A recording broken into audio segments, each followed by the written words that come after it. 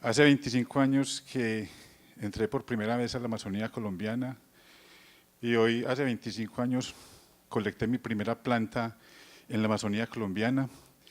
Era el número 4001 y recién colecté el número 50.200 aquí en Caquetá, en la Amazonía colombiana.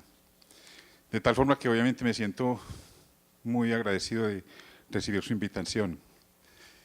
Yo les voy a hablar entonces de la flora amazónica en la restauración. Comenzamos con el primer explorador, yo le coloqué explotador, de la Amazonía colombiana, fue Francisco de Orellana, digamos que fue en 1541. Y este fue un viaje bien importante porque allí comenzó todo el proceso de reconocimiento y aprovechamiento de los recursos naturales en la región amazónica y pues a él le dedicaron ese nombre de una planta que en ese momento ya era bastante popular obviamente en los pueblos indígenas de la región, que era el achote, y lo llamaron Vixa orellana en honor a Francisco de Orellana. Cuando estaba preparando la presentación, me llamó la atención el hecho de que esta persona desde un principio su viaje y su interés era buscar recursos naturales para el aprovechamiento, y entonces entendí que allí había comenzado a gestarse la necesidad del tema de la restauración, porque obviamente muy tarde nos dimos cuenta que para el aprovechamiento había que generar unos planes de manejo para el aprovechamiento de los recursos naturales. Aunque los hicimos tarde, pero tampoco hemos sido muy exitosos con los planes de manejo para el aprovechamiento de los recursos naturales y en consecuencia estamos entonces en todo este escenario en función de generar estrategias y unirnos para recuperar y restaurar todos estos ecosistemas que a través del tiempo se han ido deteriorando. Después, muy importante considerar en la parte nororiental de la Amazonía el trabajo del padre José Gumila. Él trabajó en toda esa zona, digamos, del río Orinoco, por el río Guaviare y el Cassiquiare, y hizo muchos trabajos, pero en particular importante para nuestro caso fue el relato sobre las plantas útiles de las comunidades de esa región. Es un trabajo bien icónico en su publicación El Orinoco Ilustrado.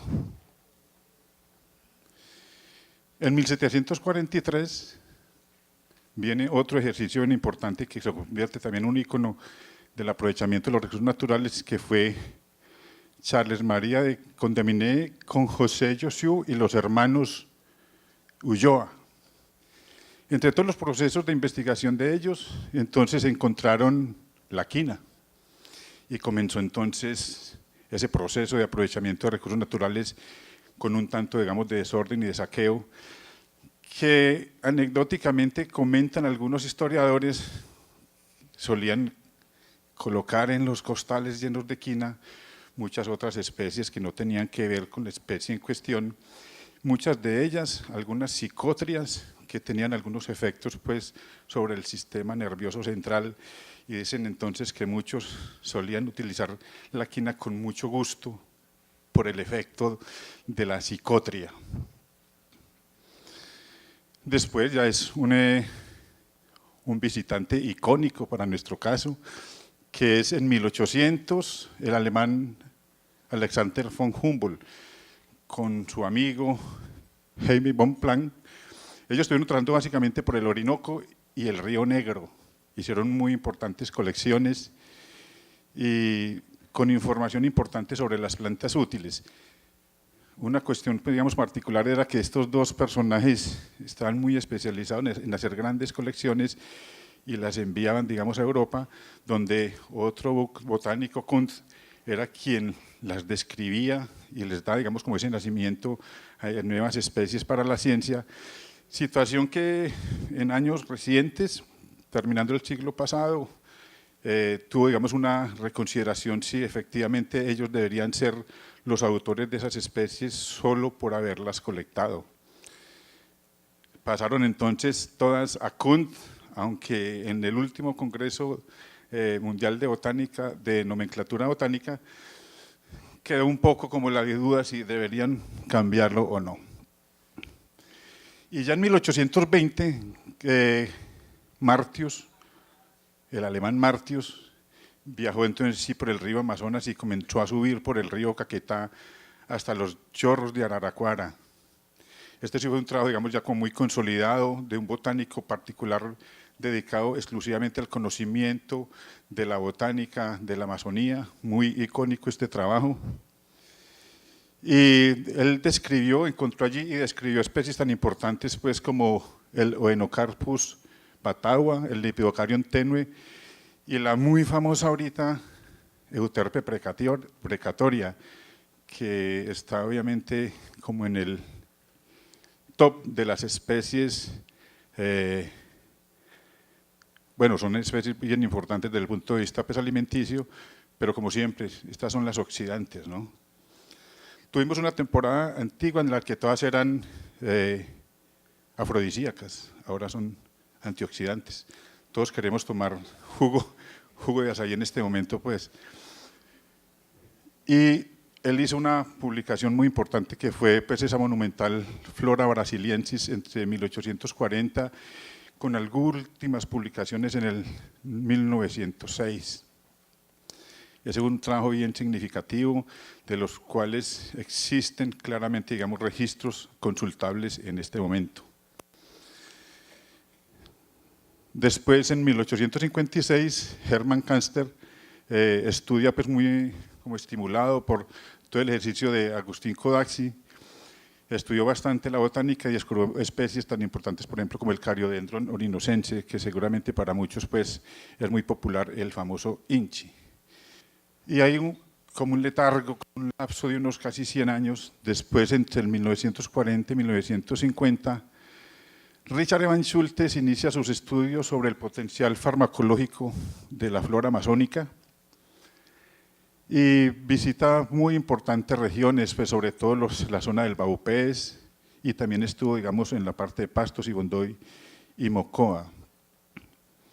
Un personaje muy icónico, para unos endiosado y para otros satanizado, en la medida que tuvo suficiente tiempo para penetrar en las comunidades indígenas y acceder a mucho conocimiento tradicional que fue obviamente publicado. Entonces este ejercicio, digamos, de la farmacología con las plantas amazónicas, pues hay cantidad de publicaciones con principios activos y todo esto.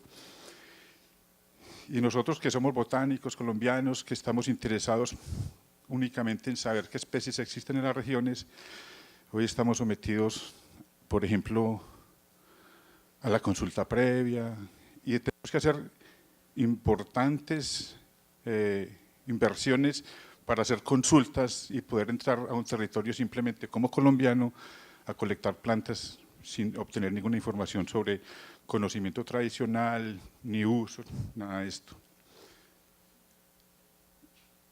Después, digamos, como en ese periodo de la llegada de Richard Evans Schultes, dadas, digamos, las condiciones de la época en la que se exigía la participación de colegas nacionales, entonces hubo un auge bien importante por parte de diferentes botánicos colombianos, como el caso de José María de Drobo, de García Barriga, del doctor Fernández y José Cuatrecasas, este último español, y visitaron muchas zonas muy importantes, como la zona, por ejemplo, del Guaviare, la Macarena, el Baupés también lo visitaron, toda la zona, digamos, de Sibundoy hasta Mocoa, y es muy icónico este trabajo de José Cuatrecasas, colectando acá en el Caquetá, en lo que llamamos nosotros ahorita la carretera vieja, que ahorita es como la nueva. Y es bastante pues como emocionante cuando en uno de esos sitios, por ejemplo, colecta uno plantas y en el momento de hacer la determinación taxonómica encuentra la localidad y aún sigue y permanece al lado de la quebrada La Ruidosa. Oh, efectivamente, uno casi que podría decir, pareciera que lo colectamos del mismo individuo y aún permanece en pie ese individuo. Muchas de las plantas que José Cuatrecasas colectó en esta zona pues, de lo que llamamos la carretera vieja, o sea, en la cuenca del río Hacha, fueron primeros registros y especies nuevas para la ciencia.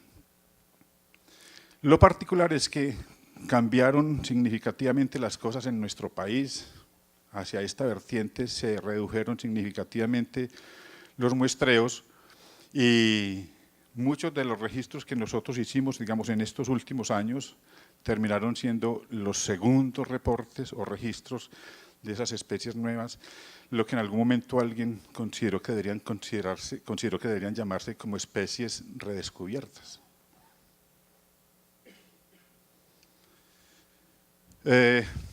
Fue muy importante para la región amazónica lo que se llamó el proyecto radargramétrico de la Amazonía, que en la parte botánica fue desarrollado por Gilberto Maecha y Acero, no recuerdo su nombre. Pero esto estuvo, digamos, en la parte botánica estuvo muy orientado al potencial maderero. Y allí comienza entonces toda esa historia en la que vamos a terminar viendo qué ha sucedido, digamos, con el aprovechamiento de las maderas. Debo también hacer un reconocimiento a la Fundación Tropenbos, que entre otras cosas, aquí está Carlos Pérez, y debo reconocer que en todo ese periodo fue donde nació el herbario amazónico colombiano en 1983. También la Fundación Puerto Rastrojo en sus trabajos en Chiribiquete, el Instituto de Ciencias Naturales y el Instituto Humboldt. Y en los últimos tiempos, el herbario de la Universidad de la Amazonía. Y lo bueno de estar acá en la casa es que entonces uno en la casa habla tranquilo. Y hago la consideración en la medida que es muy recomendable y muy necesario que se unifiquen las colecciones de la Universidad de la Amazonía, de tal forma que no se estimulen la creación de colecciones satélites, porque es un desgaste significativo, es duplicar esfuerzos y sobre todo después la dificultad de unir, por ejemplo, una tarea grandísima que tenemos cuando queremos saber cuáles son las plantas que existen en las regiones, unificar entidades biológicas. Cuando las colecciones están en diferentes sitios es uno de los grandes problemas que tenemos. Para algún ejercicio, mirando especies de árboles de la Amazonía, de la cuenca amazónica, hicimos un ejercicio por Venezuela, Perú, Ecuador, Brasil, todos los países que tienen plantas de la Amazonía y herbarios donde las depositan. Definitivamente era un problema. Botánicos muy serios, muy juiciosos, a la misma especie le colocaban diferentes nombres. De tal forma que cuando eso sucede terminamos como viviendo sobre el ombligo de la biodiversidad y vamos a ver muchas especies de una misma entidad biológica tienen diferentes nombres. Así los botánicos con absoluta seriedad y responsabilidad hayan asignado un epíteto. Y obviamente el Instituto Sinchi, y hago referencia a esta fecha en el 1993, porque es a partir del momento en que el herbario pasa a esta institución, y hemos hecho, digamos, porque nos lo asigna, digamos, la ley, y esas son nuestras funciones, establecer el inventario, bases de datos de la flora y fauna de la región amazónica. Todo este proceso que comenzó con los botánicos que les he mencionado y muchos otros que no alcanzan a estar en el listado, pero que hicieron algunos aportes significativos, aquí estamos haciendo referencia como a los más emblemáticos, han generado un conocimiento bien importante. Por ejemplo, si hacemos cuentas, en nuestro país existen alrededor de unas 26.000 especies de plantas y líquenes, según el catálogo de plantas y líquenes de Colombia, de Bernal en el 2016.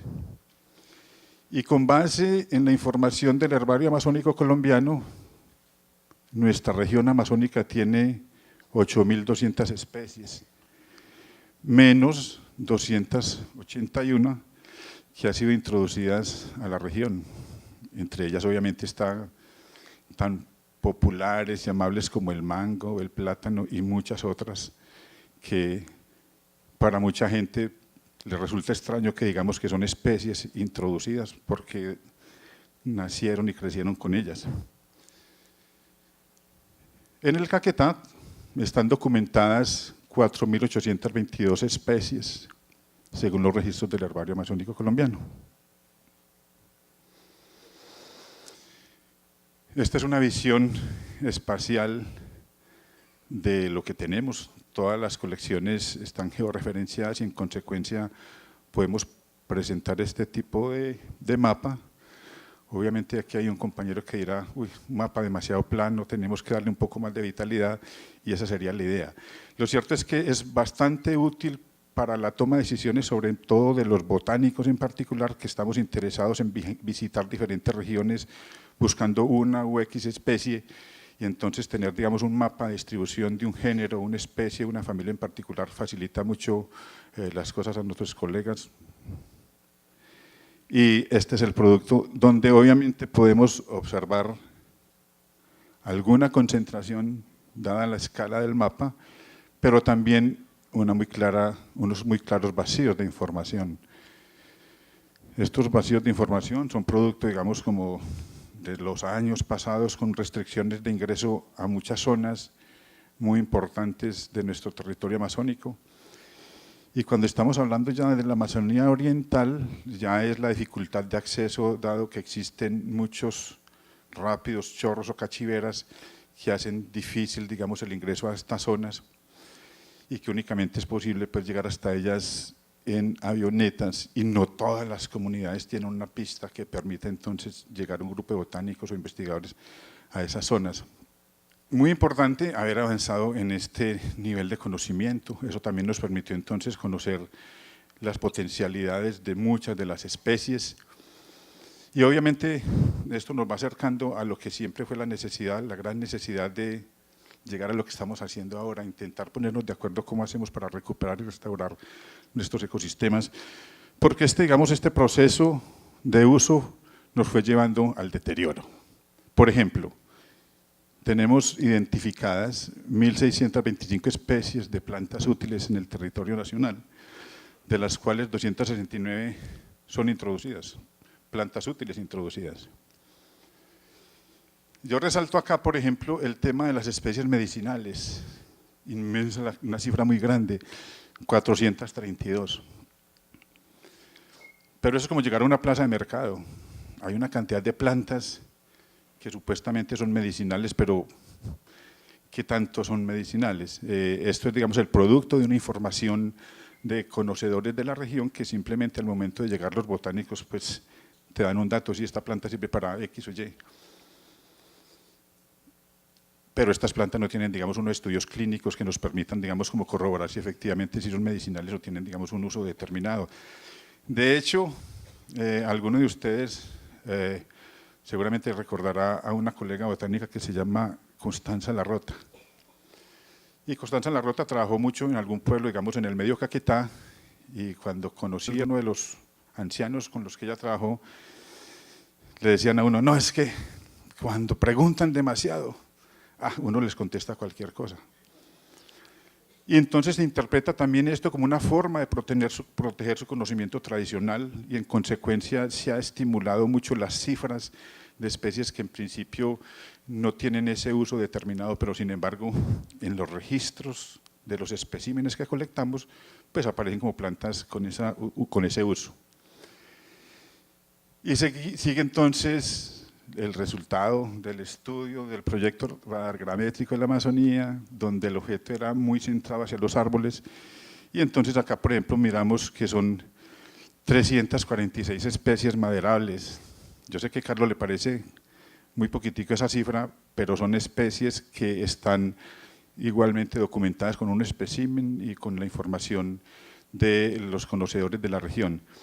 En esta cifra, que son 346 especies, es una cifra bastante grande, pero entonces allí incluyen muchas que en el ambiente doméstico de la región son utilizadas para diferentes actividades o tipos de construcciones muy simples, pues obviamente entonces aclaro, no son propiamente especies maderables objeto de aserrío como tal. Y resalto acá también las 24 especies de forrajeras. En principio, esta cifra era muy alta. Si nosotros reducimos o retiramos de allí las especies introducidas a los sistemas ganaderos, pues bueno, esto no sería, digamos, una cifra tan significativa. Sin embargo, bueno, no soy historiador, pero me comentan colegas que en los años 80 fue mucho el incremento y la introducción de especies de pastos potencialmente útiles para el sistema de ganadería, con el agravante que muchas de ellas se convirtieron en las peores invasoras y obviamente con consecuencias muy graves y significativas. Las especies introducidas, de esas que vengo hablando, claro, hay unas tan importantes como las que tenemos acá. Inicialmente teníamos una cifra en el 2010 de 597 especies de plantas introducidas en Colombia. Hoy, en preparación aún, tenemos una cifra de 1.489 que seguramente pasará de 1.500 con los últimos hallazgos de nuestro momento. Y en la Amazonía colombiana son 281 especies introducidas. Y entonces aquí comienza ya el problema. Son 281 especies introducidas, de las cuales, haciendo un análisis de riesgo de invasión, categorizamos 26 como de alto riesgo de invasión en la región. Para este ejercicio se hizo un trabajo en el que se evaluaron más de 30 metodologías utilizadas a nivel mundial para categorizar estas especies y se seleccionaron una metodología que coincidía más con las características económicas, ambientales y políticas de nuestro territorio, y tenemos entonces 26 especies que generan una preocupación mayor y que obviamente en este escenario de transformación de las coberturas naturales son las que llegan a invadir y a convertirse en un problema objeto también de restauración. Digamos que tenemos mucho en qué pensar y mucho que restaurar. Bueno, aquí 3 especies invasoras, muy invasoras. De las 26, aquí está la categoría, la calificación. La más importante es el buchón de agua o el Icornia crassipes. Es un problema enorme, enorme. En muchas comunidades, aún de otras zonas por fuera de la región amazónica, tienen que hacerse grandes inversiones tratando de remover toda esa masa vegetal que se genera en los caños, y entonces para poder entrar a las comunidades tienen que hacer mingas muy frecuentes para poder retirar esta masa y poder penetrar con sus motores. También esta, la que llamamos la lechuga de agua, la Pistia stratiotes, también es bastante nociva, muy invasiva, y llegan los pastos. Los pastos obviamente son los grupos más invasivos. Aquí están, seguramente, bueno, de hecho son varias, muchas de ellas de entre las 100 especies más invasivas del mundo.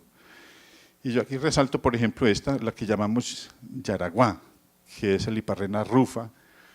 Es una especie que, por ejemplo, cerca en el Parque La Paya, estamos desarrollando proyectos de restauración, tratando, digamos, como de reincorporar especies y recuperar esos espacios, porque es bastante invasiva esta especie. Y unas muy sensibles en este escenario, pues como tan ganadero, que son las urocloas o las braquiarias, también pues ustedes dan cuenta, tiene unas cifras bastante significativas. Y como tal no es propiamente el capricho de un botánico, sino es una metodología seria la que ha indicado esto, y pues y como les digo coinciden. Una de las particularidades de la metodología es que debe tener antecedentes de invasión en otros territorios, que no sea particularmente en el territorio nacional.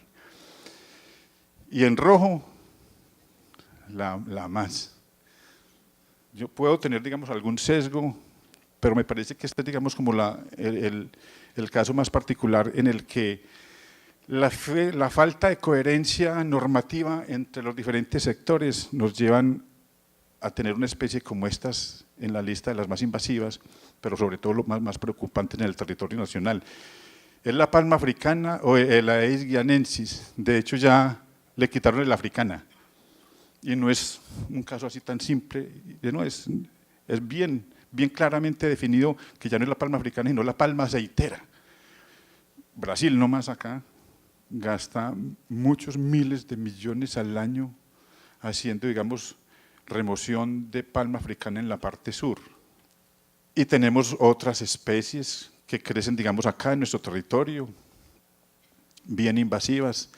Yo, digamos, un tanto perverso coloco este cultivo porque entonces a alguien se le ha ocurrido que es que todo esto lo debemos llenar es de palma africana y bueno, las consecuencias son clarísimas.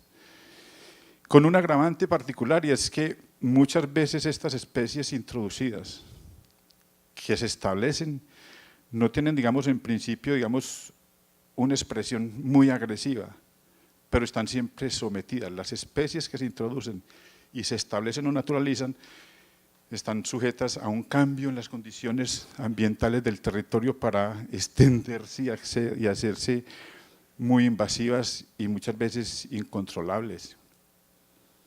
Ese es el gran problema de las especies invasoras, que llegan a territorios de ecosistemas transformados y frente a un cambio en las condiciones ambientales son insostenibles, incontrolables.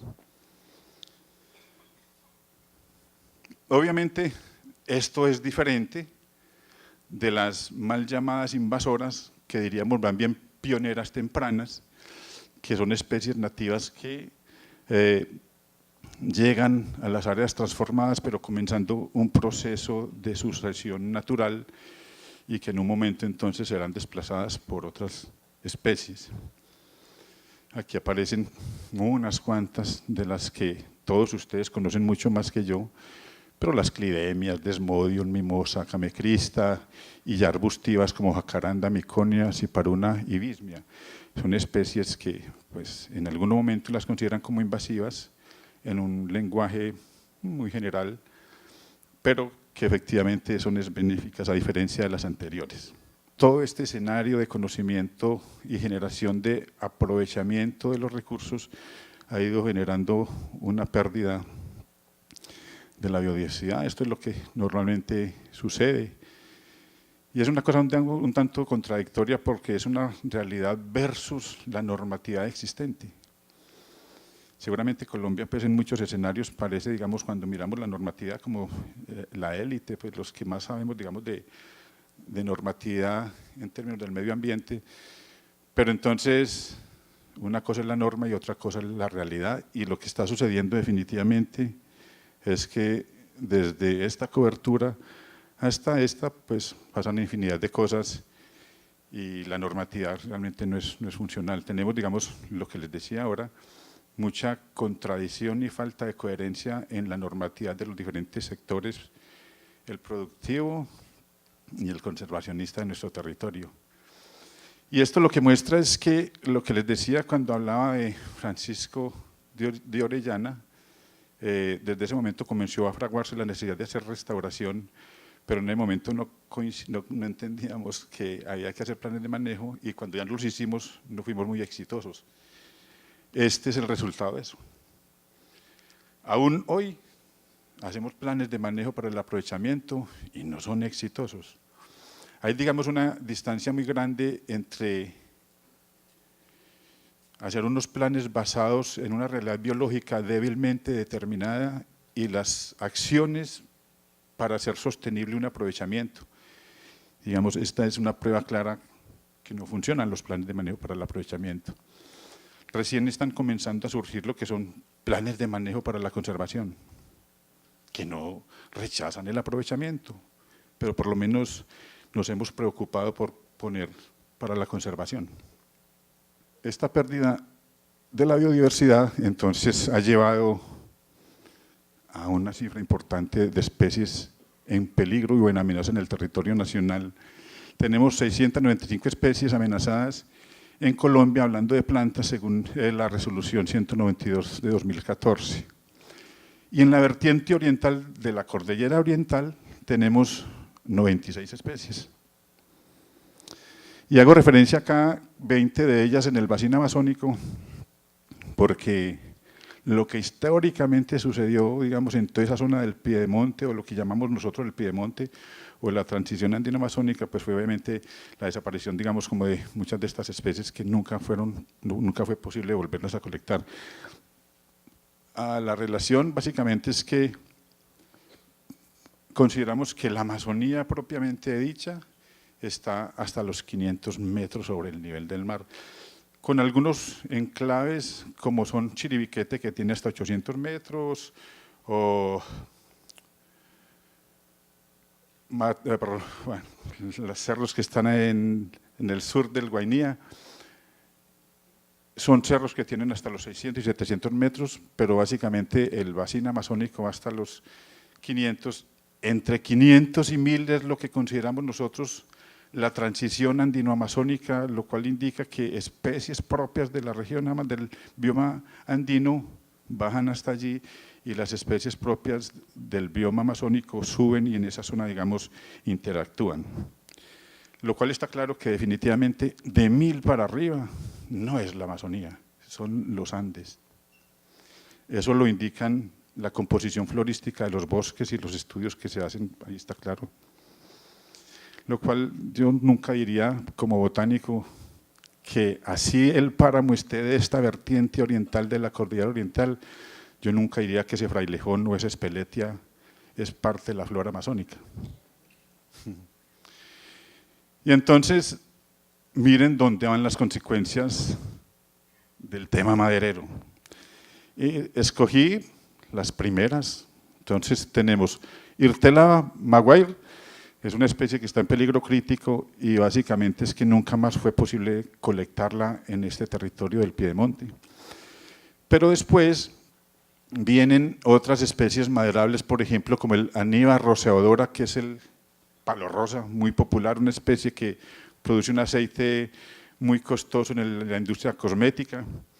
Hubo una época en la que se bajó un poco la presión porque entonces hicieron la síntesis química de este producto, pero después, espero que no estén acá, los europeos les pareció que era mucho más bacano utilizar pues, productos naturales, entonces volvió la presión hacia esas especies y tenemos acá, por ejemplo, este que es el Paquira quinata o cedro macho creo que se llama. El Ocotea quixus, que es el canelo de Loandaquíes, y la Cedrela odorata. El cedro pues, es una especie muy valiosa comercialmente y obviamente se encuentran en un periodo, en una situación, están en peligro.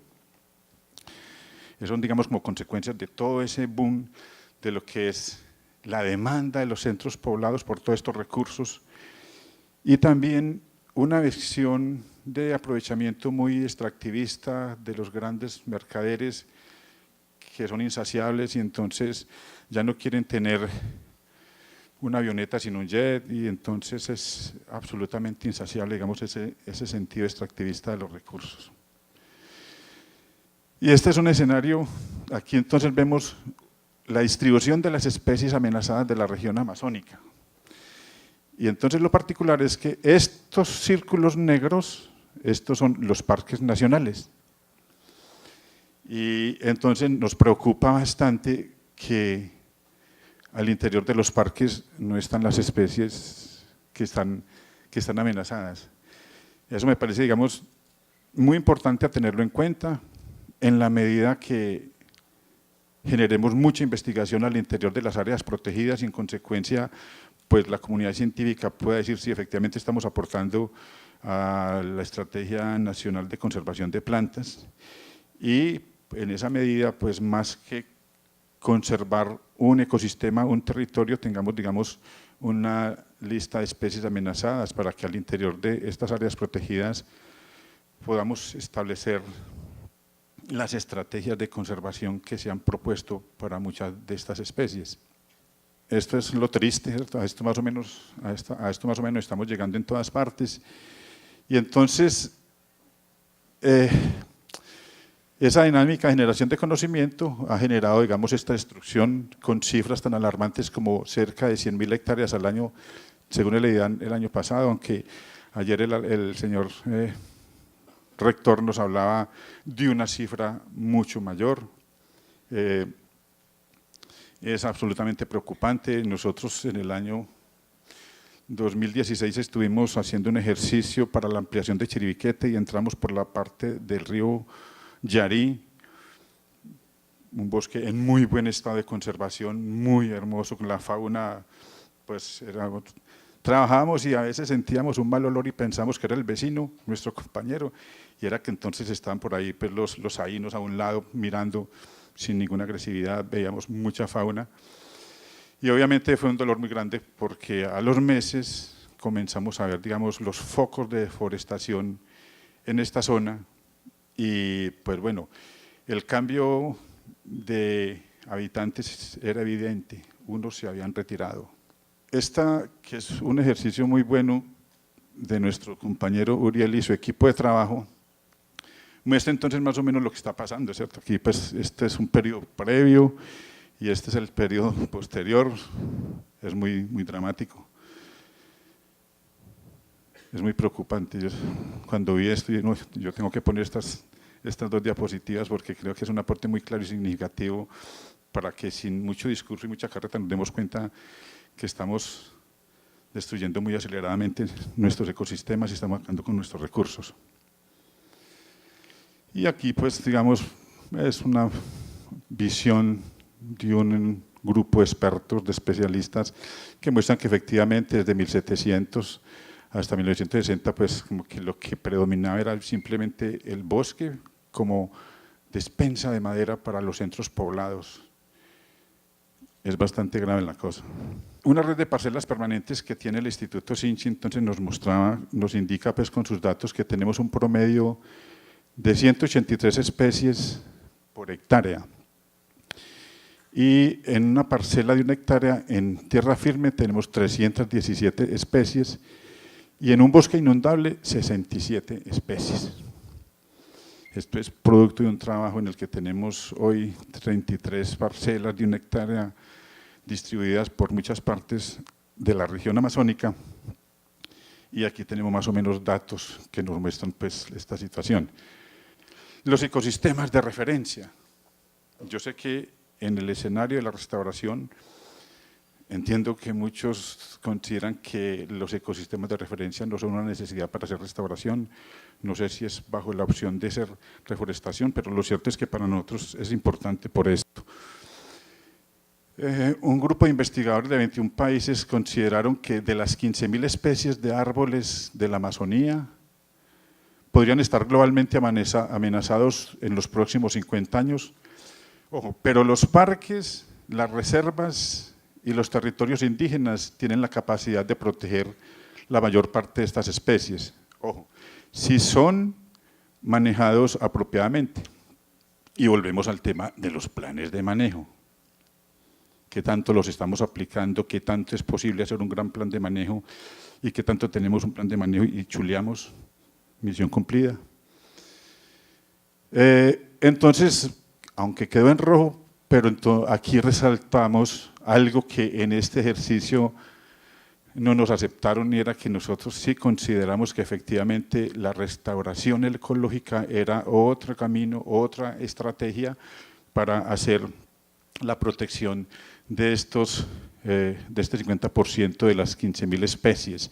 Y nos parece que efectivamente los planes de manejo, la restauración ecológica sería, digamos, una alternativa muy válida para hacer, digamos, la conservación de estas especies.